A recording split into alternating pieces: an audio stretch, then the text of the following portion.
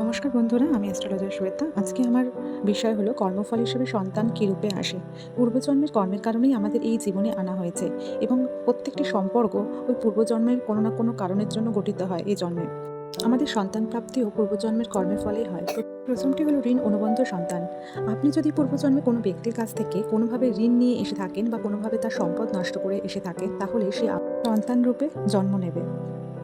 সে আপনারও সম্পদ নষ্ট করবে। আরেকটি হলো শত্রু সন্তান। আপনার কাছ থেকে প্রতিশোধ নেওয়ার জন্য পূর্বজন্মের একজন শত্রু সন্তানের আকারে আপনার ঘরে আসবে এবং সে যখন বড় হবে সে বাবা-মায়ের সাথে ঝগড়া করবে এবং সারা জীবন তাদের কোনো না কোনোভাবে দুঃখে রাখবে। উদাসীন সন্তান, এই ধরনের সন্তান বাবা-মায়ের সেবা করে না, তাদের কোনো সুখ দেয় না। বিয়ের পরবর্তী সময়ে তারা বাবা-মাকে ছেড়ে চলে যায়। সর্বোপরি সেবক সন্তান। আপনি যদি আপনার পূর্বজন্মের কাউকে অনেক সেবা করে থাকেন, তবে সে যে সেবা পেয়েছিল তার ঋণ শোধ করার জন্য সে আপনার পুত্ররূপে জন্ম নেবে এবং আপনাকে যথাসম্ভব সেবা করবে।